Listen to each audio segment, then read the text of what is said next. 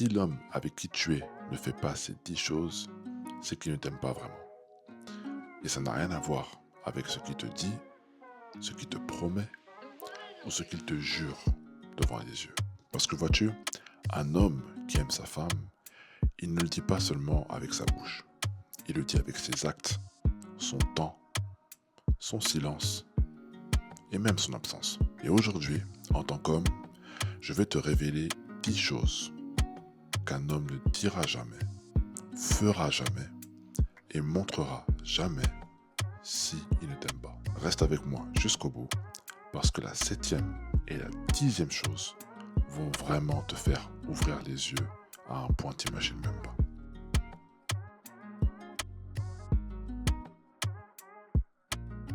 Bienvenue au beau retour sur la chaîne Homme Fiable.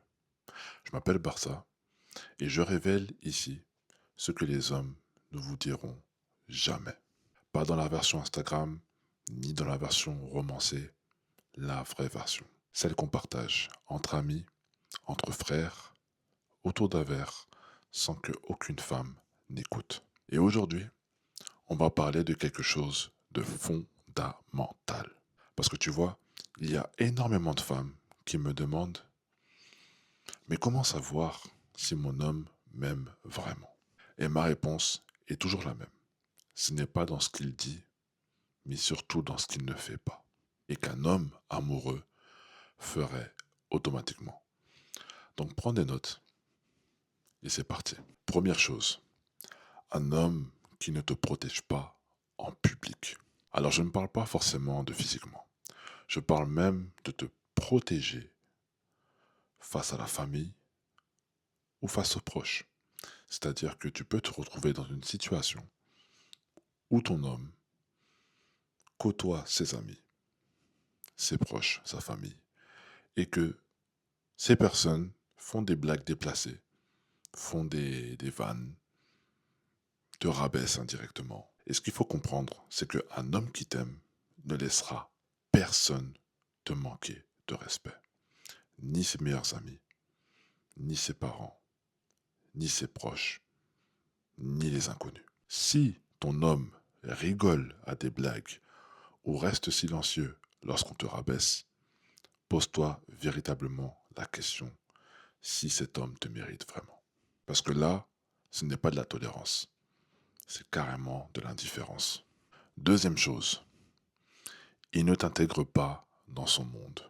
Alors écoute-moi bien, si après 6 mois, 1 an, 2 ans, il t'a présenté à personne, ni à sa famille, ses proches, ses amis, ou que tu n'as pas connaissance de ses collègues ou quoi que ce soit, encore une fois, pose-toi les bonnes questions. Et ne te dis pas qu'il est en train de prendre son temps. Mm-mm. Il est clairement en train de prendre de la distance avec toi. Parce qu'une personne qui est fière d'être avec toi, crois-moi, il est carrément excité et il veut carrément que tout le monde sache qu'il est avec toi. Et ça n'a pas forcément besoin de 6 mois à 1 an ou 2 ans. Troisième chose, il ne planifie rien avec toi. Alors je parle pas de planifier quelque chose ce week-end, début de semaine prochaine ou quoi que ce soit. Non. On parle de vraie planification. On parle de voyage en amoureux dans 8 mois, 9 mois. On parle de projection, mariage, enfant, vie de famille, présentation de la famille, des étapes clés, des choses vraiment importantes qui vont vous faire progresser ensemble dans la relation, qui vont vous faire construire votre foyer. Et on ne parle pas seulement de ce qu'on va faire ce soir ou ce qu'on va faire ce week-end. Non, ça n'a strictement rien à voir. Si jamais tu es face à un homme qui te dit on verra, je sais pas, je pense que tu sais mieux que moi que tu es avec un homme qui occupe ton temps, mais tu n'es pas avec un homme qui cherche à construire quelque chose dans le temps avec toi.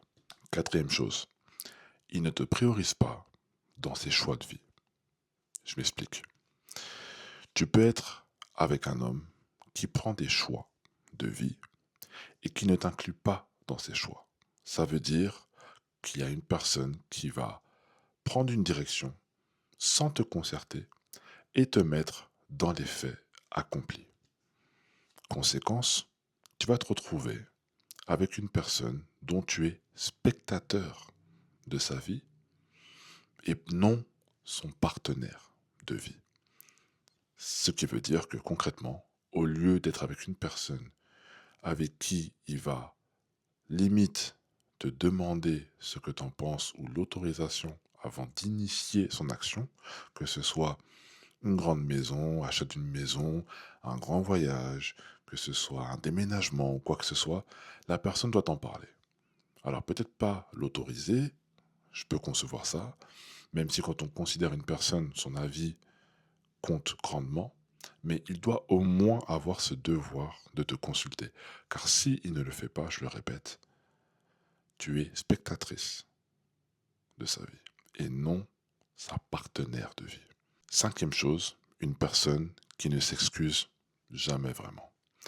Alors, on peut être avec une personne qui va te dire je suis désolé ou je suis désolé que tu l'aies mal pris ou désolé que ça t'ait blessé. En faisant ça, cette personne indirectement, voire carrément directement, rejette la faute directement sur toi. Parce que en gros, le fait que ça t'ait blessé ou le fait que tu l'aies mal pris, ça concerne ta personne. Lui, il n'en prend pas la responsabilité. C'est toi qui l'as mal pris, c'est ton problème. Alors que quand on est avec un homme qui aime la femme vraiment, on est avec un homme qui accepte la responsabilité de ce qu'il a fait. Donc il s'excuse vraiment de ce qu'il a causé et ne va pas chercher à te rendre coupable du fait que tu aies mal encaissé ce qui s'est passé. Tandis que l'homme qui ne t'aime pas préfère préserver son ego et te perdre. Numéro 6, il ne te touche pas tendrement. Alors attention, je ne parle pas de relations sexuelles et je ne parle pas de tout ce qui est à caractère sexuel. Pour ma part, ça n'a rien à voir. Une personne qui te touche tendrement, qu'est-ce que ça veut dire? C'est une personne qui, par exemple, quand tu fais la vaisselle, va te prendre par les hanches, te demander si ça va, te faire des bisous sur la joue, te faire des bisous sur le front, te prendre par la main, te prendre par l'épaule, te toucher délicatement le dos lorsque tu sors d'une voiture ou que tu entres dans une boutique ou dans un resto. C'est toutes ces petites attentions, donc ces marques de tendresse qui font dire que cet homme-là, il t'aime vraiment.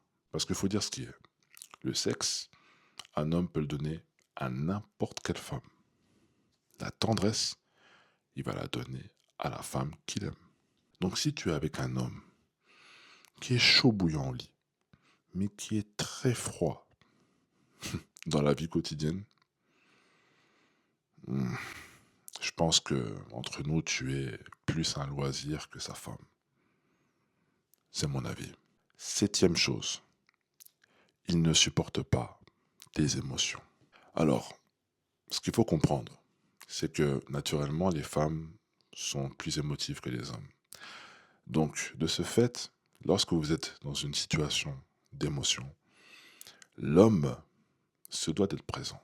C'est-à-dire que si tu pleures, au lieu de fuir, il doit être présent. Si tu es fatigué et que tu manifestes ta fatigue, il ne doit pas sans cesse soupirer. Si tu es dans des périodes de doute, c'est pas une personne qui doit se moquer. Et lorsque tu exprimes un besoin légitime, ce n'est pas une personne qui va te dire tu fais une crise. L'homme qui t'aime vraiment devient ton refuge lorsque le monde devient lourd. Mais un homme qui ne t'aime pas devient lui-même le monde qui est lourd. Donc il devient super lourd. Si à chaque fois que tu exprimes un sentiment, il te fait sentir comme une folle, comme une dramatique ou tout ce qui est péjoratif, faut dire ce qui est. Ce n'est pas toi le problème, c'est clairement lui qui n'a pas la capacité de t'aimer entièrement. Huitième chose, il ne te défend pas lorsque tu es absente. Alors, la première chose, c'était quand tu es présente, c'est-à-dire des situations lorsque vous êtes à deux avec des amis, la famille, etc. Même situation, mais lorsque tu es absente.